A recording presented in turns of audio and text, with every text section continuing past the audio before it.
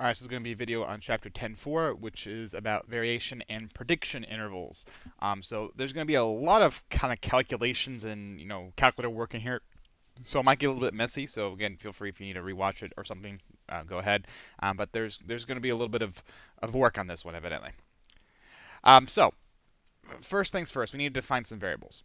So when we're doing a prediction, so let's say we have our regression equation, we're using it to predict a certain value, we get the answer from our regression equation. There's three variables that are at play here.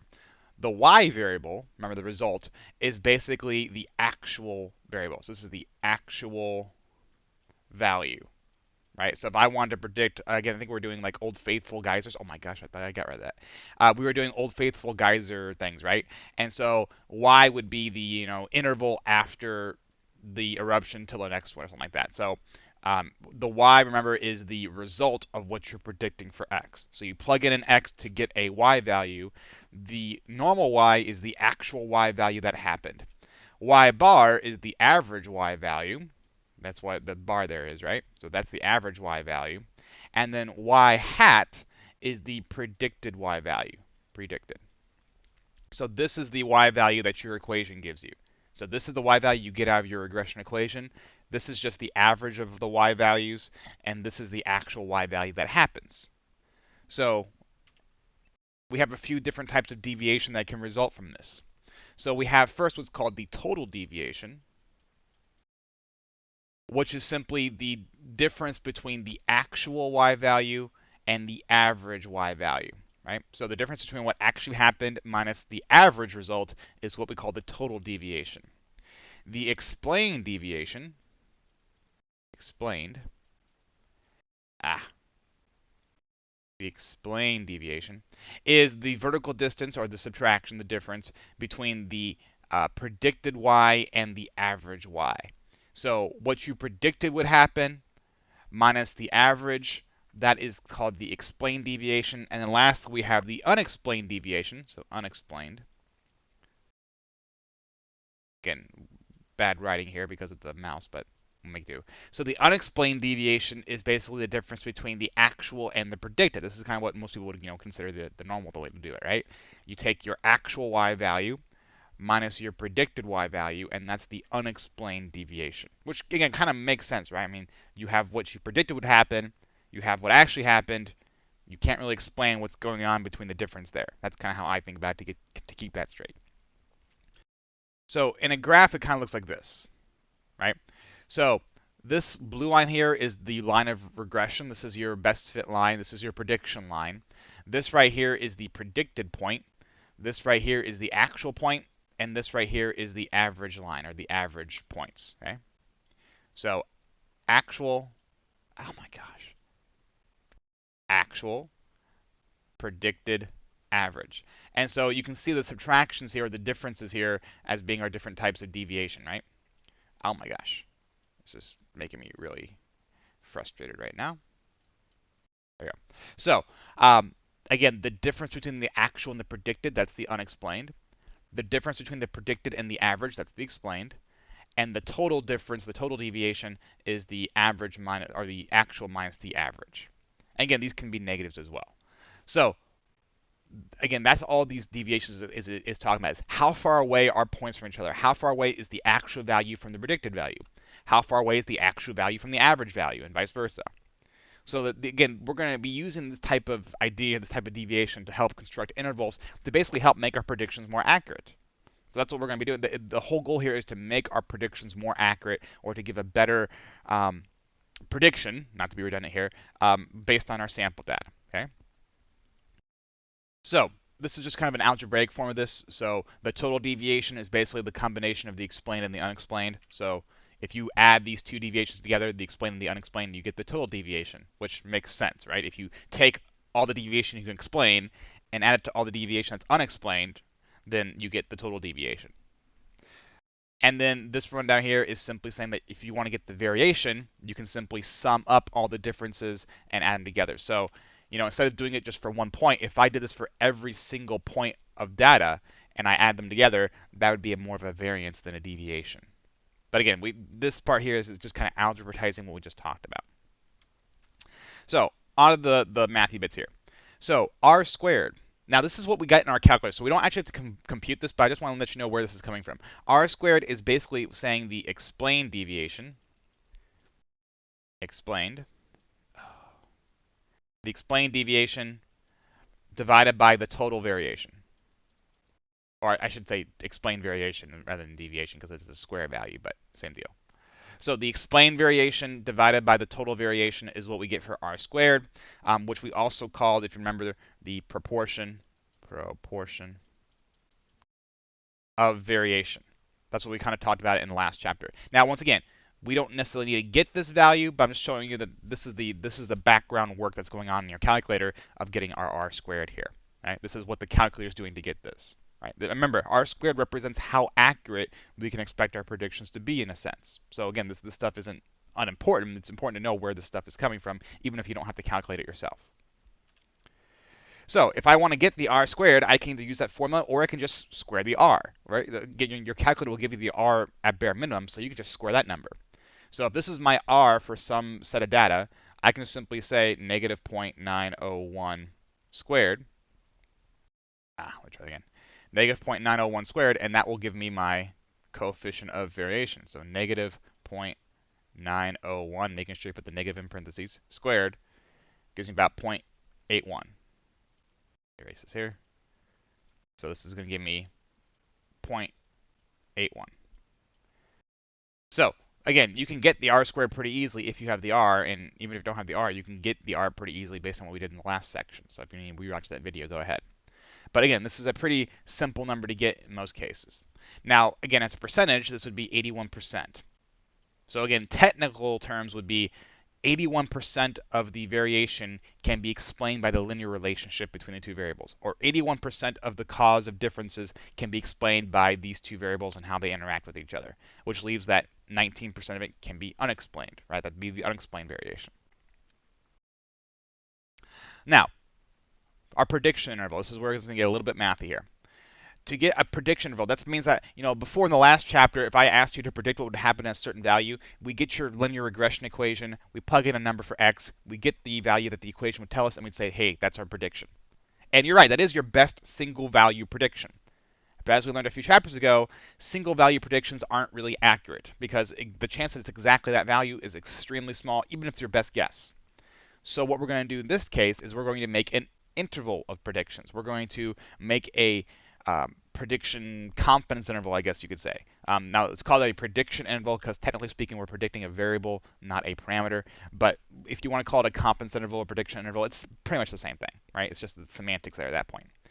So to get a prediction interval, or as like I said, a confidence interval, we needed that margin of error, right? Remember back before, just to give this a blast from the past here, if we want to predict the percent of people that were agreeing with a certain topic, we'd have our prediction, and then it'd be p hat minus e, and then p hat plus e, and that was our interval. So this e here, this margin of error, is basically what gave our interval the width of it. It kind of gave us how wide of an interval or how wide of a guess to make. So we need something called the standard error to help us make our e in this case. And the standard error is given by this.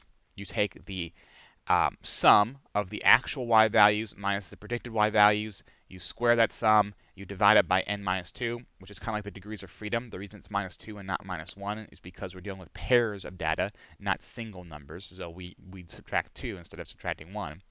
And then you square root the whole thing. Now, luckily, we don't need to do that because we can get this value from a calculator function.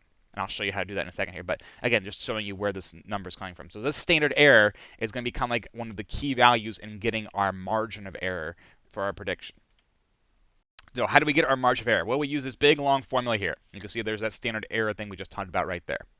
So our best prediction interval for a certain value is going to be the regression value minus the margin of error, and then the regression value plus the margin of error. So how do we get the margin of error? We use this big formula down here. As you can see, there's a t-score even, so we use our t-table again. We're going to be using our t-table.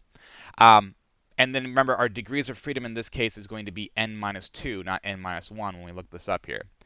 And then we have a bunch of stuff in the square root here. So here, the x0, this is your given x. So this is be the x that you're given to test for. So if I say, what is y given that x is 5? That's x0 there. That's your given x.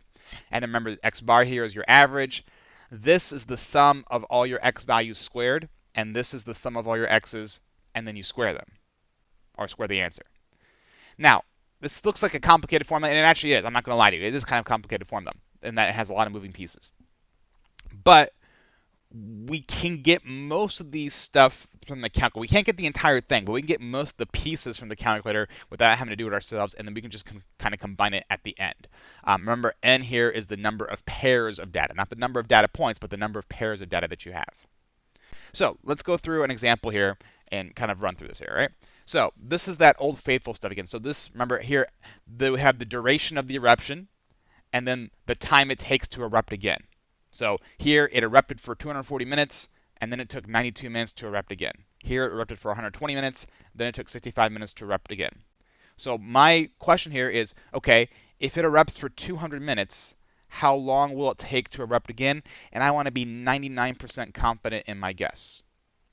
Okay, well, the first thing here is you actually do have to make sure you remember what your x and your y are in this case, because this time it does matter. I told you last time it didn't. This time it does, because we're predicting a certain value here. Now, it's usually pretty easy to figure out, because in this case, 200 here, as it says in the instructions, given duration time. So 200 is a duration, which means that durations are my x's now, and intervals are my y's.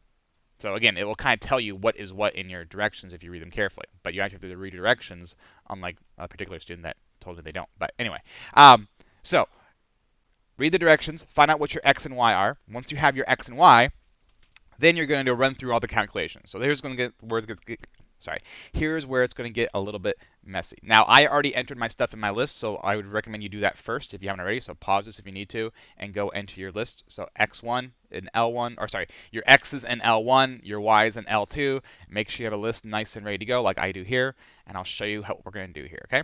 So again, pause if you need to enter your list. Otherwise, let's get through this. So the SE can be used by running the linreg t-test. So where that is on your calculator, you go to stat, you go to tests, you go down to the very bottom where it says linreg t-test. The last option there, I think. Yep, second to last option. You click enter. Your L1 and your L2 are your x and your y. Your frequency is 1. You always do not equal to here, because if we're making a confidence interval, we want to both have a lower and an upper bound. So it's always going to be not equal to. The reg EQ, you don't need to put anything in there. Just go straight to calculate. And you get a bunch of numbers here. So you're not looking for the T or the P or the DF. You're looking all the way down here for the S, right? So you do have to scroll down a little bit to get it. But you're looking for the S right here, which is 4.9739. So we're going to say 4.97. So my S in this case, my SE is 4.97. And again, I get that from the calculator. I don't need to calculate that myself, as long as you do the linreg t-test. Now, what is your x naught? Is what it's called, your x null or your x naught. Well, that's the given x value we're testing for. So in my case, that would be the 200, because I'm testing to see what is y when x is 200. So plug in a 200 there. X bar is the average of all my x values. So I can get this without doing it by hand. So it basically wants to take my entire list and average all the x values in my list. So I go to stat. I go to, whoops, sorry, I don't go to stat. I go second stat. So second, then I hit the list button, which is above the stat button. So second stat, that'll bring up your list menu. You go over to where it says math. You go down to where it says mean. You click enter. And we're going to go second 1 to make sure we pop an L1 in there. And I get my x bar. So this is the average of all the x's in L1, which is 218.875. So 218.875. That's my x bar. Again, I can get that number without having to do much work for it. Now, the sums are the tricky part, because you have two different kinds. You have the sum of all the x's when they're squared, and then you have sum of all the x's and then square them. It's an important difference here. So here's how you do that. If I want the sum of all the x's squared, what I do is I go to second stat once again, go to math, go to where it says sum. You're going to type in L1 again, just like before, and then you're going to hit a square parentheses. So I want to basically, this is saying square all your x's first and then add them together. Boom, I get my answer, 399, 451. So 399, 451. 51. Now, the next one, this one right here, is different. It says add all your x's first and then square at the end. So what I'm going to do here is pretty much the same thing. I'll do from the start. So second stat, go over, go down to sum, type in L1. But in this case, I'm going to do parentheses square. And that does make a difference. As you can see here, I get a different number. So these are two different values that you should get. One is for the first one is for the second one. The sum of the squares of x's goes first on the bottom. The sum of x's and then squared goes second. So this is 3066001. 3066001. So the placement of the square does matter. Don't get lazy on that for me here, because it's a very small thing that can throw you off there. And now we have all the numbers. So now we actually do have to plug it in ourselves there, but we can have all the big values here. We look up our t-score. I'll show you that in a second here. We look up our t-score as well, but that should give us all the values we need. So real quick here, again, just kind of recap what we just did. The first thing you want to do is get your regression equation, which we haven't actually done yet, but we'll do that in a second. Or I should just say regression because it already has the word equation. But you want to get your regression equation. Then you're going to use your equation to predict your y value with the given x value. So basically, the first two steps are basically doing what we did last chapter. I want to predict what x will be I want to predict what y will be when x is 200. Well, I'm going to find my regression equation, plug in 200 for x, get a y value. That's my point estimator. Then to get their e value, you're going to get your t-score from the t-table using, again, degrees of freedom. In this case is n minus 2. Don't forget that. Then you're going to get your SE value from the calculator. This is that linreg t-test stuff. Then you're going to find the average of your x values, once again using your calculator. Then you're going to find the sum of the x values. Or sorry, my bad. Backwards here. You're going to find the sum of the square of the x values. Sum of the square of the x values. And then you're going to find the sum of the x values. Oh my gosh. And then square them. Okay. So again, steps D and E here are slightly different, but importantly different, I guess you'd say. And then we're going to use the formula. And then once we have our E, we're going to subtract it from our predicted y value. That's what we got right here. This is our predicted y value. Predicted y value. I know it's not how I spelled predicted, but okay. So you're going to subtract it from your predicted y value to get your interval. All right? So let's take it from the top here. Now, this is the same question as before, okay? I just kind of gave myself a little bit more space here. We want to make a 99% prediction for y when x is 200. So my regression equation is this. If you don't remember how to get that, I'll show you that real quick. In fact, you can get it from the linreg t-test. Let me go here. You go you go stat, tests, go down to linreg t-test, enter, enter, enter, enter, enter. Just go down and calculate. And you notice here, the first part of this is jumbled here. We don't really need that. But it gives you your regression equation format up top. This is a plus bx, or you can say bx plus a. It really doesn't matter. But it tells you what your a value is. My a value is 34.769, which is what I did here. I rounded off a little bit, but that's my a value. Now again, I wrote this as bx plus a. So in my case, I wrote bx plus a. But again, it doesn't matter. It's going to give you the same equation anyway. So this is my a value. Sorry, I thought that would stay up there. This is my a value, and then my b value is right below that. So where did I get this 0.234 from? Right here, 0.234. And again, it tells you that up top here. If you want to stick and make this a plus b to the x instead of how I wrote it down, that's fine. I just have a habit of putting my x first, so that's kind of what I did naturally. And then also, like I said, it gives you your s right here. So I'll write 4.974, we'll say. Okay, so I'll write my s right here. So my s is 4.974. Okay. Now, the first step I have to do here is use my regression equation to find a predicted y value. So I'm just going to go back here. So I'm going to do 0.234 times 200 because I want to predict what will y be when x is 200, right? What will the interval to the next eruption be when x is 200 for the current eruption? So I'm going to go and plug that in here. So 0.234 times 200, this is what we did last chapter, plus 34.77. 81.57. So that's my predicted y value. That's my best single guess, 81.57. Okay. So right now, if you asked me, how long will it be to the next eruption if the current one lasts for 200 minutes? I'd say 81.57 minutes. But again, is it going to be 81.57 minutes? Likely not, because that's a single numerical estimate that can very easily be wrong. So I want to make a 99% confidence prediction that I can say, okay, well, if it lasts for 200 minutes, we can be 99% sure that's going to take between this many minutes here for it to erupt again. So this is my y hat. Again, it's a variable. This is your y hat. Okay, this is your starting point. This is your starting estimation. Now, we need to get our e to add and subtract to that. So I have my SE. Let's go ahead and get my t-score. So to get my t-score, I'm going to use my t-table, once again with degrees of freedom. Oh my gosh. Once again with degrees of freedom being...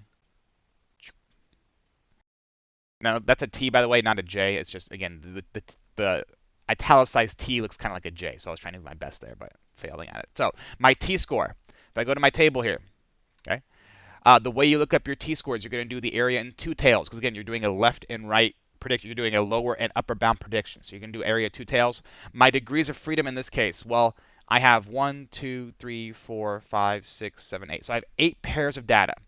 So my degrees of freedom is going to be 6. Once again, it's n minus 2 because I'm dealing with data pairs, not single numbers. So 6 degrees of freedom and 99% means I'm going to want to look for 0.01 because, again, my alpha here is what percent I'm willing to be wrong. So 6 degrees of freedom, 0.01, that gives me 3.707. So 3.707. That's my t-score.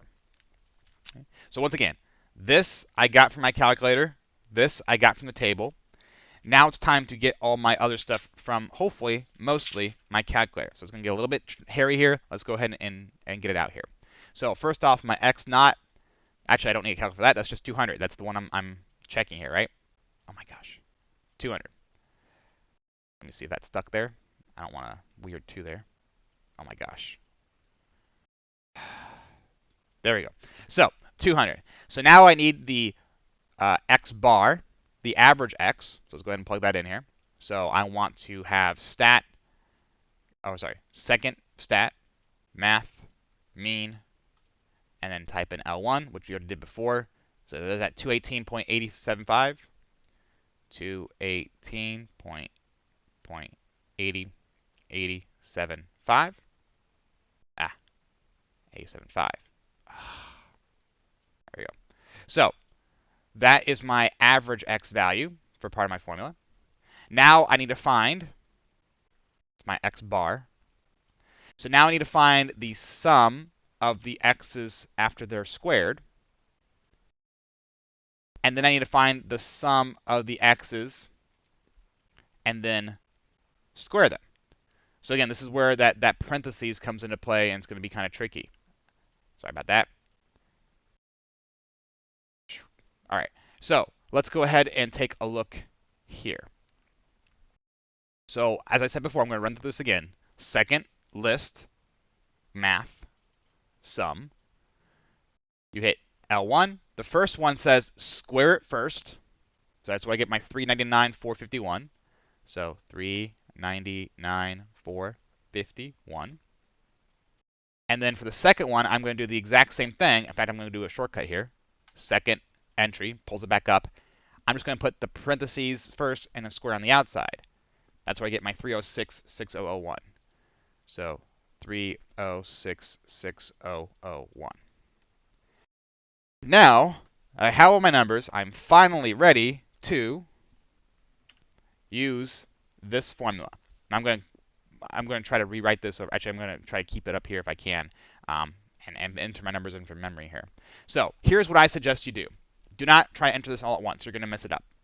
I would suggest you kind of work from the right side to the left and kind of work from the inside out. So I would do this part first, then add it to 1 over n, then add it to 1, then square root, and then multiply. So I'm going to kind of work the top part and the bottom part here first.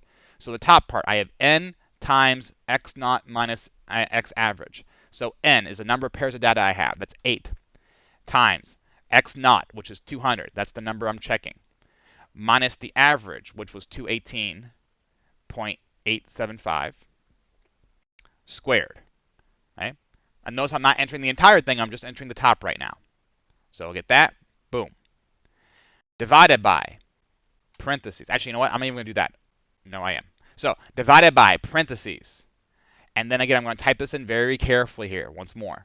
So actually, I'm going to do another parentheses here because I'm going to encompass this thing in parentheses and then this thing in parentheses.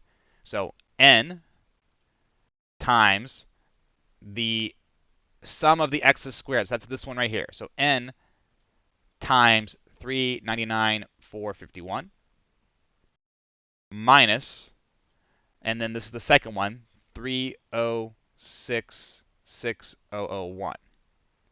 Boom, boom. Okay. I probably put more parentheses than I needed in there, but I like to be cautious. Okay. So this thing first minus this thing second. Boom. All right. So that's this first fraction part done here. Again, it's a long formula, so try to stick with me here. So then I'm going to add that to 1 over n. So 1 divided by 8 and to just a normal everyday 1. Okay. So I'm doing this entire part in the middle here. Boom. Then I'm going to square root that number. So second square root that answer. Boom. And then I'm going to multiply it to my SE, which we got was 4.97, and my T, which if I remember correctly here, which I don't have on the screen here, but I do have on my table in my hands here. So give me 1 second. Let me relook up that number there because I just forgot it. My SE, or my T score rather, was 3.707. 3.707. There we go. Boom. So 19.731. That is my margin of error. So I'm going to go back over here. Come on. So my E ends up being 19 point, forgot it here, 731. 0.731. That is my margin of error. So to make my prediction, I have my margin of error. I have my predicted Y. It's going to go like this.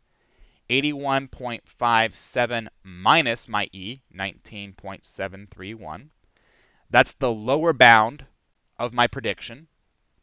And the upper bound is going to be 81.57 plus 19.731. That's going to be my prediction. Come on. Clicky, click, click, click. So that's my prediction here. And so let's figure out what these numbers are, out of curiosity. So we did all this work, might as well finish it up right? So 0.57 minus, I'm just going to actually do the answer here, just because it's going to make it a little bit more accurate. So that minus the answer is going to give me 61.8. We'll say 61.84. 61.84 less than y, less than, and then we do the addition. So 81.57. Now I can't just do my answer trick now because I already have an answer logged in here. So if I do plus answer, it's going to take it and plus this number right here, which I don't want. So I'm just going to type in the normal estimated number I have down here. 101.31. So 101.301. So that would be my confidence. That would be my best prediction interval for my prediction. Again, I don't want to keep using the word prediction, but that's what it is here. So if I want to figure out, okay, what if I want to be 99% sure, if the eruption lasts for 200 minutes, how long will it take for another eruption to occur? Well, I could say 82 minutes. We'll round off to 82 here. I could say, well, it's going to take 82 minutes for the next eruption to occur. Okay, but is it going to take 82 minutes? Probably not. That's not a good exact number there. So instead of saying just 82 minutes, I'm going to go through this calculation here, and now I can be 99% sure that the next eruption is going to take between 62 and 101 minutes, which seems like a wide guess, but again, we're 99% sure, so we have to make sure our guess is kind of wide there in order to make that 99% thing happen there. Assuming I didn't make any mistakes in the calculation, which again, it's a long calculation, so if any of you saw any mistakes I made, please make sure you let me know and point it out to me, because it's very easy to make a plus or minus error as you're going along here, but I believe I did everything correctly there. But again, this gives you a better idea about how long it's going to take because it's an interval, right? It's an interval that you can associate a confidence to. Rather than just saying 82 minutes and we're saying, okay, well, how confident are you in that 82? I don't know, because it's just a single number. You're not very confident at all. But this prediction interval, based on what we did here, we can actually be 99% sure that this is going to be accurate for a prediction. Right? So again, it gives you a little bit more assurance, a little bit better idea about what the time frame is for the next eruption to occur, or whatever you're tracking for. Right? So again, it's a little bit more of a formal and more data-driven guess than just saying 82 minutes. So that's it for this video. Again, I know it was a long one. Just for reference, there could be the RPS. We don't know. But it was a trying one there. I guarantee. I agree. But like I said, it gets easier as you go through it. I will give you the formula on a test or quiz if you have me as a teacher. So don't worry about trying to memorize the formula, but you do need to know kind of how to get the different pieces that we went over here. So if you need to rewatch this to kind of refresh yourself on how to get these different values, that's fine. Because plugging it in, I mean, the formula's nasty, I agree, but plugging it in isn't that terribly hard. But you do have to make sure that, again, you know how to figure out each of the pieces. Otherwise, you're not going to make it. So hopefully this video helped you out. Thank you for sticking with me, and have a good day, night, or whenever you're watching this.